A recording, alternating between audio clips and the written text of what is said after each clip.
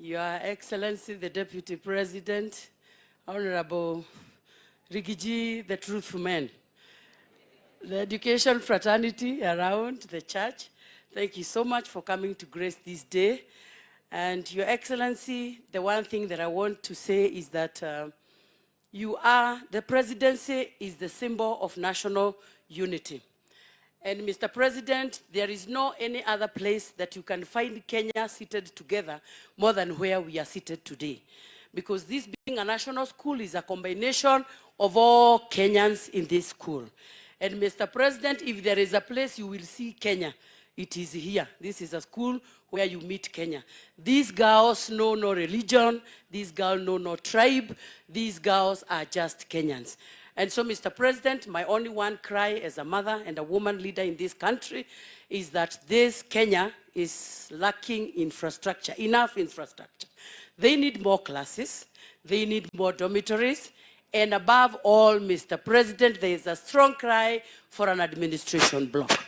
And Mr. President, putting an administration block in Rimuru Girls is equal to building an extra block in State House, because this school belongs to it's a national school. And so, Mr. President, when you do an administration block for this school, then you'll be building State House, because you'll be building a nation. And we want to believe that this is what you're going to do for us. Thank you so much, Mr. President, for creating time to come and be with us. And this school also, they never said, has produced Honorable Milly Odhiambo, who keeps our majority leader on toes every day in Parliament. And the only person who threatens Ichungwah is Milly Odhiambo.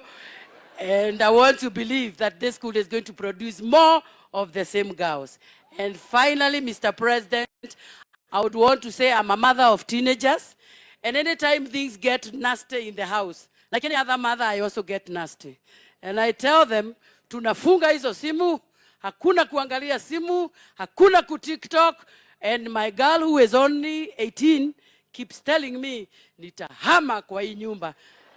Na hajawahi hama. So, Mr. President, we will make noise, but you are a president in the next 10 years. And we want to assure you that we are behind you, and everything is going to be okay. The truthful man behind you, we can assure you that everything is going to work well. We wish you well. Our president, our former president, may he rest in peace, Honorable Mwai Kibaki, 2002, everybody was very mad with him, and they believed he had no direction in life.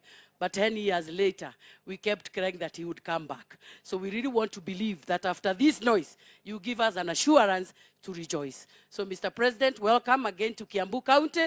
And I want to tell you that this is just Kenya. And my last request to you, Mr. President, is that we, as the people of Kiambu, want to make a request to you that you may consider the Kiambu County and give that this school is seated on a 60-acre.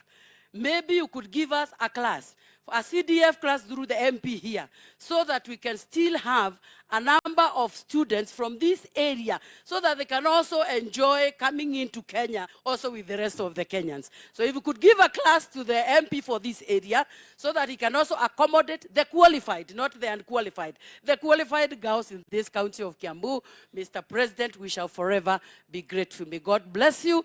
Thank you so much for having time to come to be with us, and may the Lord bless you.